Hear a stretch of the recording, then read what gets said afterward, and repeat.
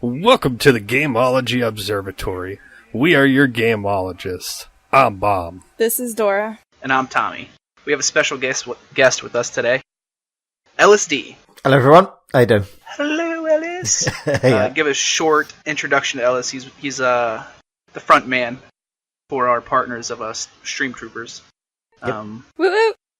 Tell us a little bit about yourself, Ellis. All right. So, yep, Come on. I'm LSD. One of the co-founders of the Stream Troopers and proudly partnered with Gameology. A streamer on Mixer and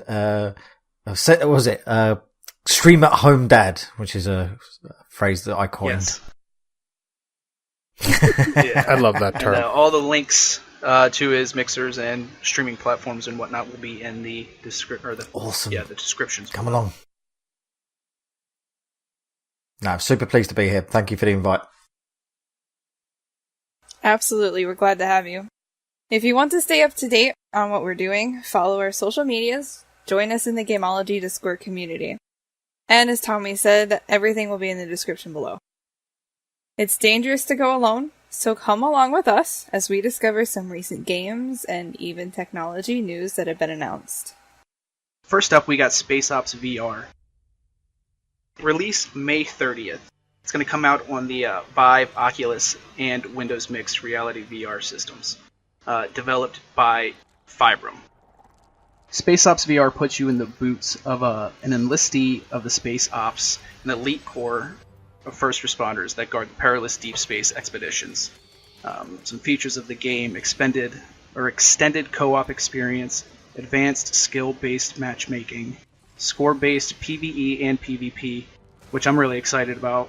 A PvP element game that's VR. Break away from the features for a second. Have you guys seen the trailer? Have you watched the trailer? Yes. Doesn't this make you kind of have like two things? It reminds me of Starship Troopers. Have you seen the movie? Yeah. Amazing movie. Yeah. And kind of gives me like a Doom-like feel. Did anybody else feel like they were kind of playing an old school Doom game? I really felt that when I was watching the trailer to it. I was like, this really looks like Doom. Yeah, so one, I hope they make a Doom VR.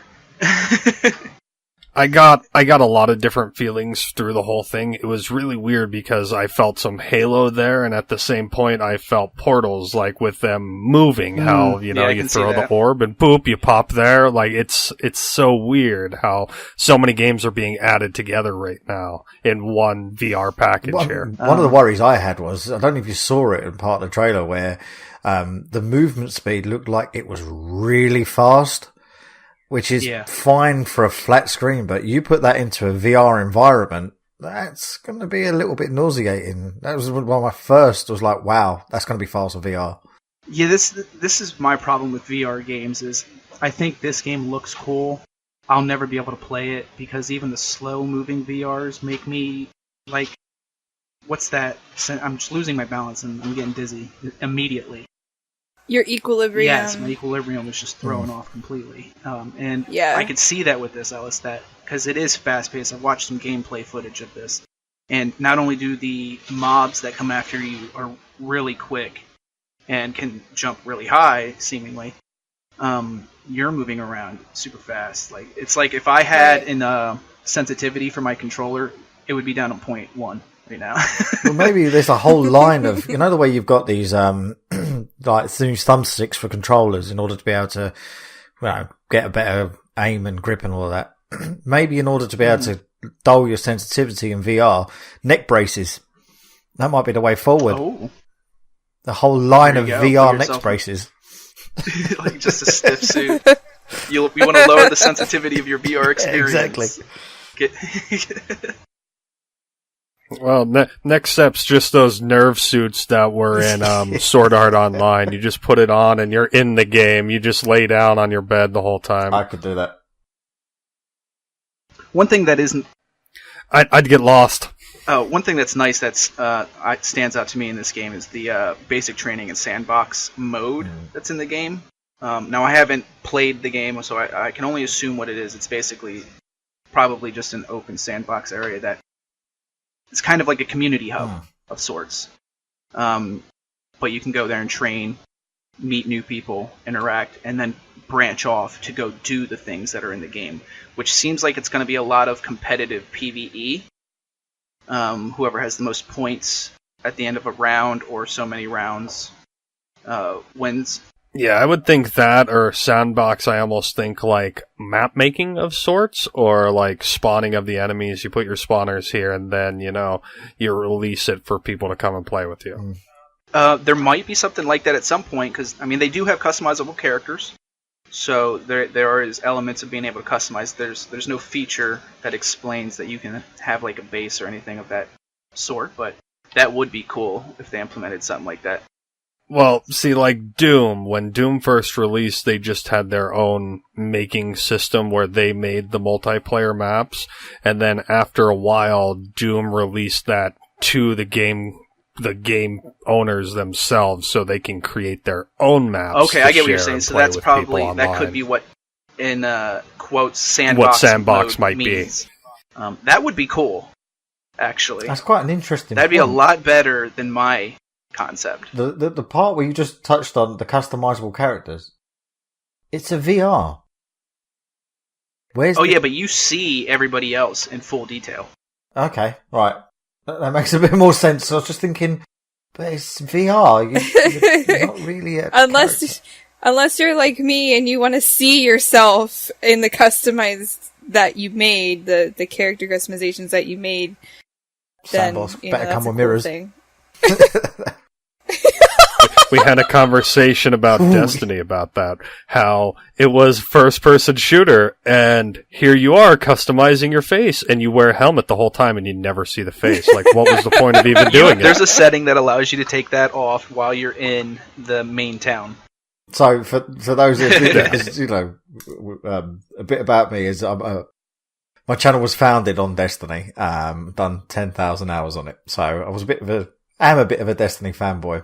And me and Bomb had a conversation recently about, especially in Destiny 1, when you didn't have the option to take your helmet off, you would actually spend time agonizing about your character model and which race you were to never see it again. Yeah. This is kind of, okay. It's part of the RP. Yeah, just like, pop a helmet on it, we're good to go. You're human? Yeah, well, no one will ever know. Don't worry about it. Yeah. Exactly. Last bit of features that we have for this, and another thing that I'm surprised about with it being a VR game is the amount of weapons and grenade types and gadgets that are actually in the game, ranging from different control point, or not control, but like, CC, bounce back, stun, actual damage. Usually in VRs you just have the gun that you use, and you might have an alternate firing type. But you don't usually seem to get too many gadgets. This game seems to prize itself on the plethora of gadgets and different weapon types that you're going to get. So that seems cool. Maybe this is leading the future way for like games like Apex or the Battle Royale, where you have all those different types, but make it in VR. I mean, Ellis, I don't mean to say this in any disrespect, because I know you play a BR a lot, but Realm Royale is a different kind of BR. But I kind of hope that all BRs become VR, so we never have to see them again. BR. Yeah. Sounding like a droid. It's like, how do I stream this? It would be cool, though. Honestly, if BRs in virtual reality like style, especially this one, if they did it this way, I think that would actually be pretty cool. You start implementing running mats on the floor and get the whole body into it, we're going to have athletes in no time. Yeah, they said that about Kinect, though. Yeah, that's true. All right. Moving on to the next topic that we have. Swine HD Remaster. Originally released in 2001, developed by Storm Region. New release date, May 23rd. So, by the time this comes out, it'll already have been released. So Thursday. Yes. Sweet. Stream and GOG. That makes you happy, huh, Bomb? Oh yeah, I love games on Steam and GOG. This game is really interesting to me. I'll let you get into some of the key features. I never played it. I didn't even realize it was a game back then. It's very interesting. Brand new, highly polished version of the classic real-time strategy game Swine. You play as either the bloodthirsty pigs or the delicate little bunnies. Even though in any of the game footage that you see, the bunnies don't look delicate at all. No, they don't. I'm imagining rabbits. Yeah, I mean, if anything, they all kind of have like a grime to them. At least the pigs themselves kind of have this like soldier-esque, barbaric look to them. The bunnies, if I was to give my own opinion, kind of just look like trailer park people. They don't even have like lollipops and sweet like shit in their hair. Big old burly hillbilly. Hillbilly, surely. Let's see here. So it is being remastered, so the aspect ratio is going to 16:9. Increase textures, extended graphics. What is this? Anti-aliasing, VSync, screen selection, full screen mode. So they're just upgrading it for the modern time, because the game came out in 2001. All things that didn't exist when it first came out. What's a VSync? So it looks like they just went through and made the game better. What I think is amazing is that it's still holding true to the original parts of the game, so far as even having LAN capabilities. You don't see that too often in games, even though you could do it.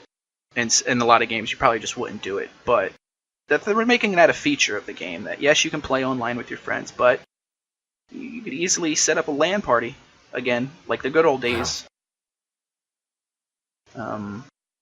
See, I think I do remember this game of sorts. I've just never played it because, like, watching the trailer, it reminds me so much of Worms, but in RTS Worms. Oh, an RTS Worms would be incredible, though. So, like, how it was all over the top, everything like that, and you were telling them where to go as a group. That's all your RTS, but how you bought and set them out almost seemed like a Worms aspect, setting up your troops before you went through, you know what I mean? If y'all have played Worms Mass Destruction or any of them. Yeah, I've dabbled in them. I just found it nice because instead of being side view, it's all over top. But, like, I probably just never actually played it. I've probably seen it, and it's like, yep, this is one I'll just skip. I would probably actually play it now. The graphics looked really good in it. The story seems pretty funny. Did you guys see the information for the story that the Republic of the Pigs was overthrown by General Iron Tusk, and after dealing with the remaining Republican loyalist forces, Tusk turns his attention to the neighboring nation of Carrotland? It's very cheesy. I love it! They follow the same comedic appeal throughout the whole like narration and interaction of the characters in the game too. It's got its nice little... Oh yeah, I love that stuff that's so cheesy. Yeah. It just makes you laugh and forget that you're like even playing a game. But they're definitely pointing out who the villain is. It's the pigs, because pigs are dirty. And they're the bad guys, always. And the fluffy bunnies who look like trailer trash are the good guys. Gotta admit, not a sentence I thought I was going to hear today. The pigs are always the bad guys.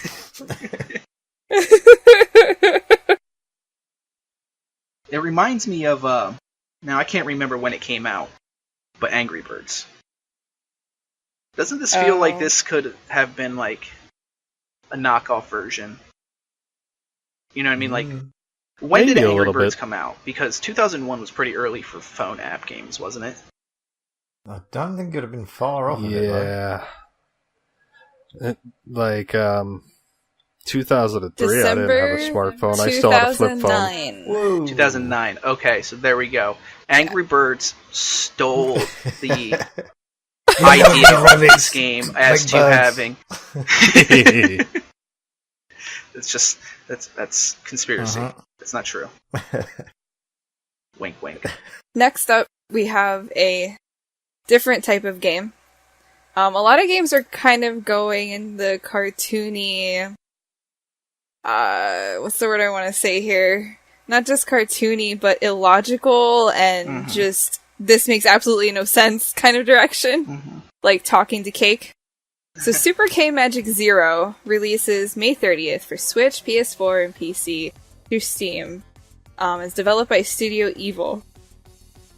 I wrote this and I put in a little note in the description, not for Xbox One, because that just amused me. Wait, what? Yeah. It's not coming out on Xbox One, and that kind of entertained me because I couldn't. It doesn't happen a lot, you know what I mean? That's messed up. In Super K Magic Zero, the world of WOTF is in danger after the village of Pop-Tarts explodes, sparking a vegetable riot and leaving the world's fate in the hands of a group of semi-naked people who have only just fallen from the sky. Yes. It features a large, colorful game world, which, watching the trailer, there's bright colors everywhere. Developed in collaboration with the Italian cartoonist Sio, popular for his comic books and his hilarious videos on YouTube. On top of dozens of handcrafted levels, there are PvP arenas, and randomly generated dungeons. You can play solo, or local couch co-op to 4 players. There are 20 hours of crazy story and characters from that CO cartoonist. Challenge your friends in 8 furious local/multiplayer arenas. More than 15 playable characters with strange abilities. What do you think? I can't get past the WOTF. I feel like this is a radio station thing. Welcome to WOTF. I'm glad it's finally making its way to the Switch. Like, this game has supposedly been out for a little while, but they're releasing a DLC with it when it comes out for the Switch, which is this upcoming release.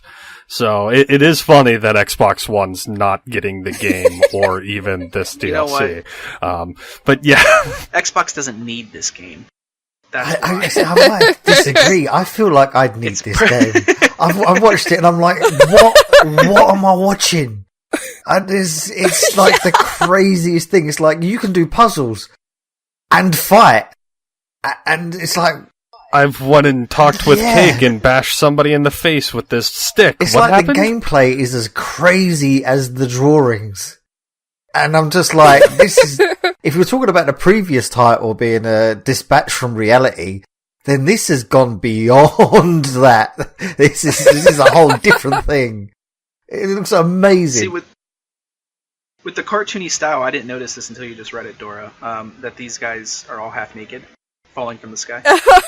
I didn't notice that either. So as soon as you read that... Wangs everywhere. I immediately wanted to play the game.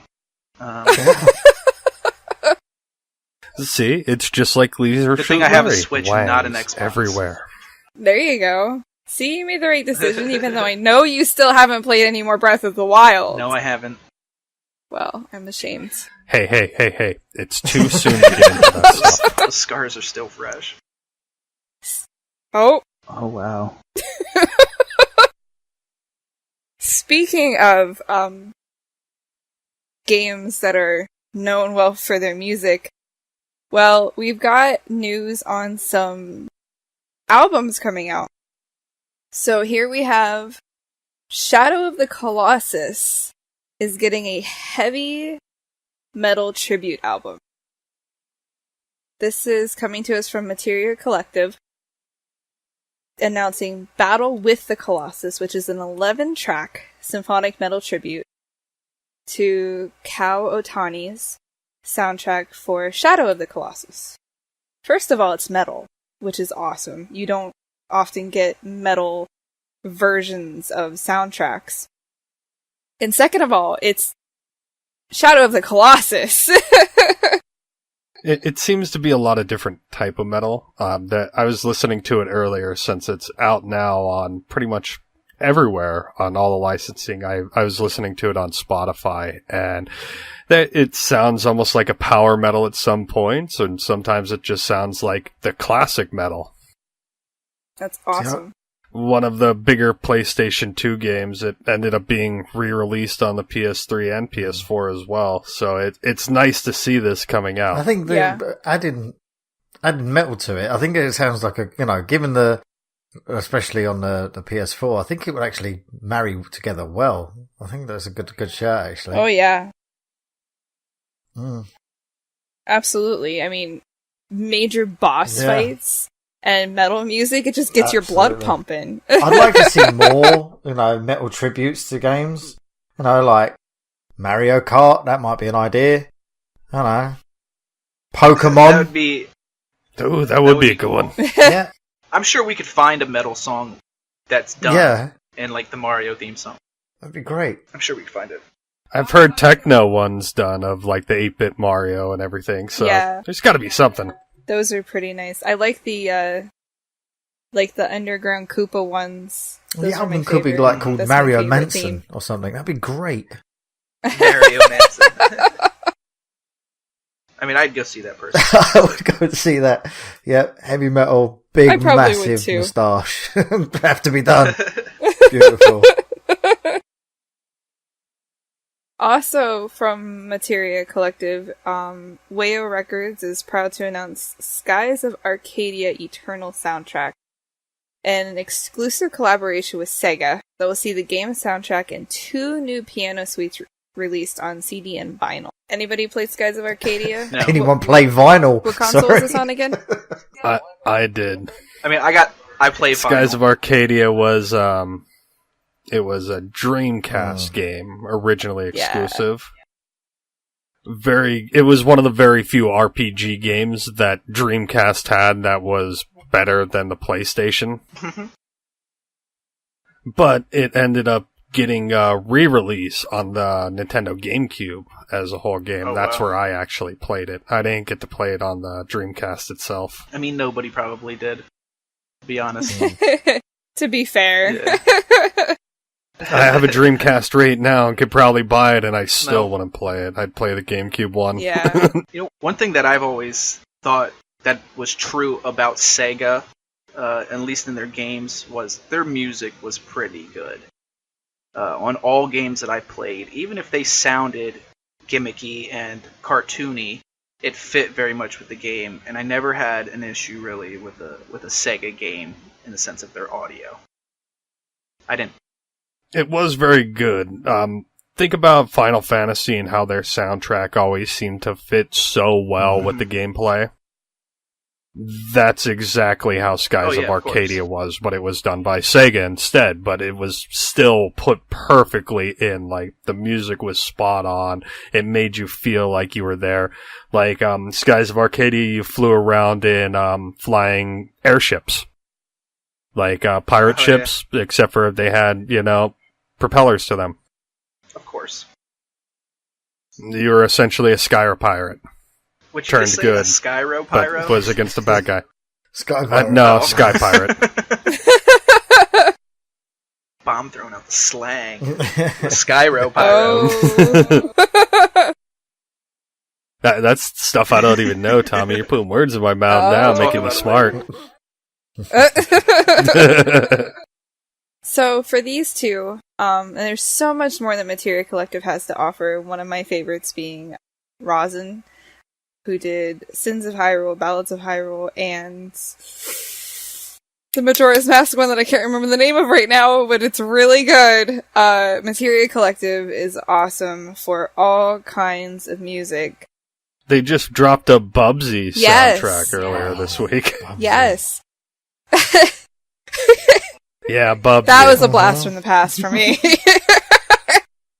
But Battle with the Colossus is available now, and Skies of Arcadia Eternal soundtrack is available for pre-order. Again, all of this is on Gameology.news. Gameology.news is also doing a poll now. We have a poll right on the website with comments. You can join our Discord community to discuss the poll and get to meet us, the awesome LSD. Whoop. And speaking of, our poll this time is about streaming. What is your favorite platform? So there's Mixer, Twitch, YouTube, and Facebook. You expected my opinions? So I know you stream on Mixer, so is that where your vote would go? Probably would go there, but the platforms themselves, they kind of have their pros and cons in that sense. There's a lot that I found where my channel exists over at Mixer for its right reasons, but I couldn't say that there was any one solid correct platform as the best. But yeah, to answer your question shortly, it would be Mixer. Awesome. Yeah, I'm sure that's a lengthy conversation for you. Yeah. Also, always you can, if you're a streamer and you're watching us or listening to us, both, you can find out the link for the Stream Troopers Discord. Wow, that was bad. The link for the Stream Troopers Discord on our website. Mm-hmm. Also, just one more thing before we get onto our real discussion topics. We also have a Patreon, so if you're looking to support us, we would appreciate that, and you can check out all the perks. So again, we appreciate that, and we look forward to hanging out with you in the Discord community. Yeah, you get to hear and experience the extra funny stuff that no one else doesn't make it to the podcast. Sometimes the right reason, I guess. So, I have tried on multiple occasions to get into mobile games. Mm-mm. Probably the one that kept my attention the most was SimCity Builder. I don't even really know why. I guess it was just easier in that game to build, and there weren't so many restraints and everything like other mobile games have. So what do you guys feel about mobile gaming? What are your thoughts on it? What games do you play, or what have you played that you like? I've played a lot of mobile games. I used to play them a lot when I was in college, and I just play them on my smoke breaks. Like now, I pretty much just only play like casino ones. Like slots and stuff like that. See, I end up playing a lot of these quote-unquote freemium games, but at the same point, I don't put any money into it. I don't feel I have to. If they're going to give me the stuff or an alternate currency to buy something in the game to move forward, it helps. Like, I'll play RPG games. Like, the RPG games coming to mobile is so nice. Nintendo released one last year called Dragalia's Lost, and it's a story-based, story-driven game, but they want you to pay money for, their characters that you could just, save up and get. I mean, they are doing big things for mobile. Lineage 2 is the full-on mobile MMO. Yes, I've played games sort of like that. Like, I play a Sword Art Online game right now that you actually move your character around, and you can join up with 12 or 11 other people to make a 12-man raid and go into one of the boss dungeon fights, which is really awesome. Like, all from your phone. See, RuneScape. There's RuneScape. That's quite huge. See, my opinion is, is it really gaming? I tend to use mobile gaming now as the kind of puzzle quick game. Like, there's one out at the moment called Video Boy, which I pick up when I have those few moments that I'm not streaming. And it's basically an 80s... It's like Ready Player One meets Paperboy. Yeah. Yeah, you go down a street and you're throwing VHSs into mailboxes as opposed to paper, and the chipmunks will run past you, or you'll have Doctor Who land in the middle of the road, and, things like that. So it's really pop culture heavy. I think even the main character looks like Marty McFly out of Back to the Future. So, I mean, there's loads of that sort of stuff. So I think it is kind of a breakaway puzzle game sort of genre of gaming. But on the other hand, you take titles like Inside, when that came to mobile. That was done really well, and it was intuitive with the controls as well, so you can actually get immersed into it as a mobile game. So I think they've come a long way. I don't think it will ever be seen as PC console sort of gaming. Well, that's where the rough part comes in. You have games like Final Fantasy IX, which has gotten a port to phones. You know what I mean? Final Fantasy VII. Some of these other big titles that were once console games, they ported right to the phone, and it's like, if the phone can handle it, but doesn't play it good enough. Yeah. See, I've never personally played it like that, and it's like, I don't feel right playing it on my phone like that. Go ahead, Dora.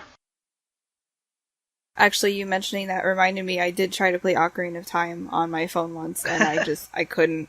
Because you have to use the joystick is on one side, and then you have your buttons on the other side, and it's frustrating to try to play a console game on your phone. They've implemented... And it's all in the picture. They've implemented things that make it easier, though. Like, they'll have a plug-in controller that you can put into your phones now. Not all phones, but I'm sure the majority of them. Or you can do what the majority of most content creators do when they stream mobile games, is you just play it right off your desktop using like BlueStacks or something like that. Yeah. Actually, more recently, Google did make a cast system now. Oh yeah? Yeah, so you can stream right from your phone as long as it's an Android playing game. No way. Well, see, no, Windows is getting too weird. So I used to work in the in my previous life. I used to work in the mobile phone industry, and there was a cable that came with a Sony. I can't remember the actual model number, but you could plug your controller directly into it, and then you could. I think a later model you could actually Bluetooth your PS4 controller to it. Yeah, I wouldn't doubt it. Sony just recently announced that they will never stop making cell phones. You know how they were just about to drop out of the game? They just said, we're not doing it. Wow. Well, I mean, over in like Japan and China and stuff, mobile gaming's huge. Yeah. So there's a big definitely. following for it. It's just not here in America. Well, that's why Switch is so big, because everybody in Japan has a Vita. They were all walking around with Vitas before the Switch really came out. It was all 3DS or Vita. Didn't I just see that the Switch has outsold the PS4 now in Japan? Wouldn't doubt it. Yes. The Switch was made for Japan. Let's be real. It's a perfect take and go console. I'm calling it a console and not a handheld because it's a full on console. And it's designed for you to play with people all over the place, wherever you want. And that's all about Japan right there. Like, they're always out and about, hanging out with people, doing things. And they're like, oh, we're at the sake bar? Let's just break out the fucking Switch and play some tennis, bro. And they do. You want to do some smash? You want to smash down right now? Oh my goodness. I think the Switch, though, is what, if it keeps going in the direction, if Nintendo keeps going in the direction that they're going, is going to be like the biggest competitor towards mobile games. Yeah, it's nice to see, isn't it? You know, Nintendo really making that standpoint back into the console as such in this side of things. Because it feels like it's been a while. Yeah. I mean, I don't think the Wii done very well in comparison to the consoles at the time. No. They were at the back of the game trying to develop new stuff while Microsoft and PlayStation were here going, yep, we're using the same technology. Yep. The Nintendo 64 was a little bit behind. Then they jumped a little bit ahead with the GameCube, even though they had the weird discs. And then the Wii was behind. The Wii U was better, but it wasn't quite there. And now we've got the Switch, which is like, this is where Nintendo was trying to get the entire time. But they just were being held back by either software or hardware. They were just being held back, and now they're here. And once again, they're innovative, and people are looking to them. I think it's a shame which is that awesome. no one, like previously Nintendo, thought it was a good idea to focus the company on handheld gaming. I mean, oh, 1 minute, the Game Boy. Yeah. Well, they were trying to run the market on both, was the problem. Yeah. Because they always had Game Boy. Game Boy always did well until PlayStation said, here's our handheld console. What? A handheld? No, you can't do that. It kind of makes sense, though. They couldn't compete with the consoles that were coming out. And they were really the only ones doing handheld. So instead of spending money on two different formats that just weren't going to bring what you wanted, combine them both, create something new. Yeah. And even though it's not as good, and I love the Switch more than any Xbox or PlayStation because of just what it does and makes you feel about video games. It's a video game console first, entertainment system second. But where was I going with this?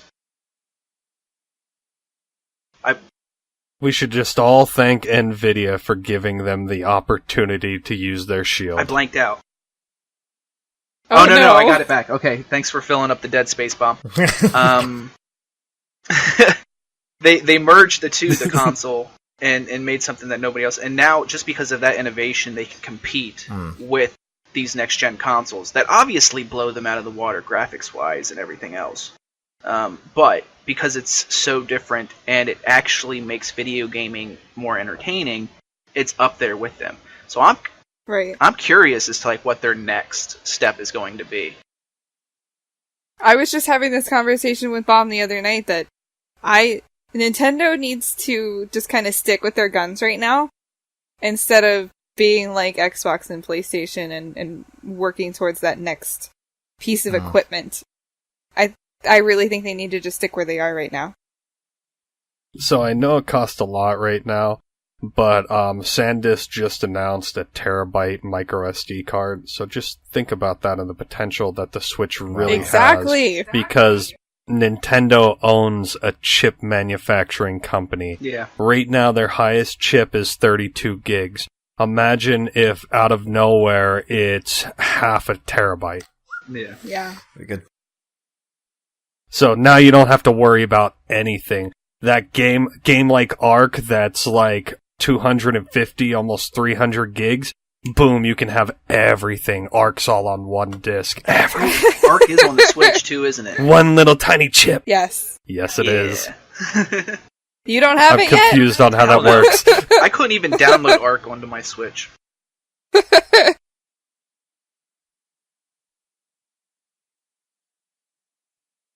Bringing it kind of back and around. So we have mobile gaming, which, mobile gaming you don't have a cartridge for, you don't have a disc for.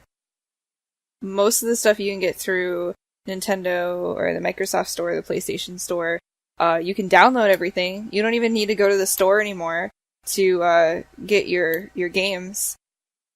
Bad news for Best Buy. But the end of discs is coming. I don't know if Microsoft or Xbox and PlayStation would be going the route of cartridges, which is nice. Or if they're just going to go completely no more hardware, no more disc, nothing. You just, here's your console, go download all your games. The PlayStation 5 has promised to, keep up discs, but that'll only go for so long, you know what I mean? It's a waste of money, and it's people that throw them out. I mean, that's, garbage. We all want to cut back on our garbage. What? My problem with the disc game is, so recently I rented Days Gone, a new PS4 game, okay? I was able to install it off of there and start playing the game just fine. The problem was that you loved the game. Oh, I did love the game, but here's the bigger problem. So, if you got to a certain part in the story before you updated the game, it would tell you have to update or you can't continue playing. Right. Yeah. That's garbage in my mind. Yeah. Like, the whole game should be on the disc. I shouldn't have to download to access anything else that's on the game. Like, that's what I love about discs. I don't have to download anything. But if I put a game in and it installs 30 gigs and I have to download 30 gigs, what was the point? I should have just downloaded 60 gigs. Yeah. See, that's the whole multiplayer aspect to games now. Like, if it was single player, you could get away with just using the disc. Even though some of them... Well, it was single player. Yeah, Days Gone was single. That was the rough part. It's like, how could you do this to me? You know, Sony? This is a Sony game. Yeah, for some reason, sometimes they do make single players... you have to connect to the internet to play. That's a new thing. Well, not a new thing, but that's something that pops up on games that's just ridiculous. But well, it wasn't even that. It was, you didn't have to be online to play it. It was more that once you got to a certain point, it said you can't access this without updating the game. Like, the code was written right in there to tell you.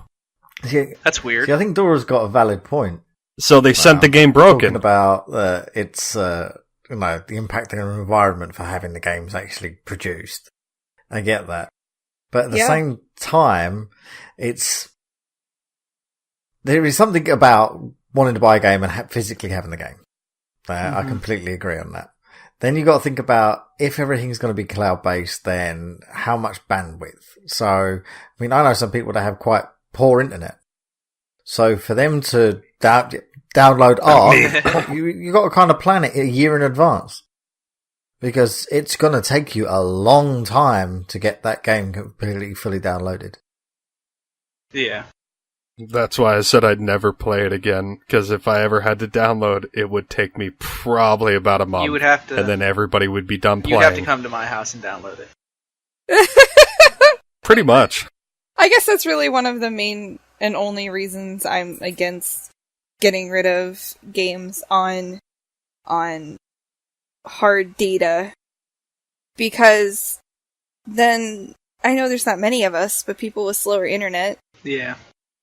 Have to take days to download this stuff. The other part about, the financial side of it. I mean, I remember when we first got games and stores, I'm showing my age now, but when we first got games and stores where we could download the games. You could buy the digital copy, you could buy the physical copy. And there was a bit of a backlash to, the developers for it. But it was like, well, look, it's going to cost us less in packaging, less in production, and you'll see a reduction in the cost in games. Well, that division between the reduction in cost quickly disappeared, and not for the better to the consumer. It just seems like I could buy a physical copy for the same price as a digital copy. Okay. Oh yeah, don't you just love back in the day when you had Command and Conquer and you had the game and it's like, we're going to release an expansion. Here's a disc. And I loved it.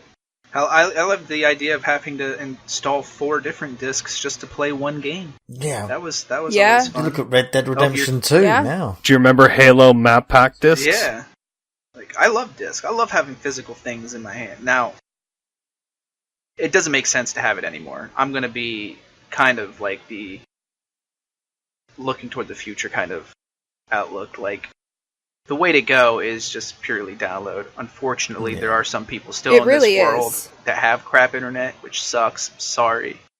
But now, if only they just reduce the cost of games, because we're still paying $60 for a game that they don't even make physical copies for anymore. So there's a big reduction in cost happening right there. Then surely the money they save and the cost of making all those discs, get better internet for more people.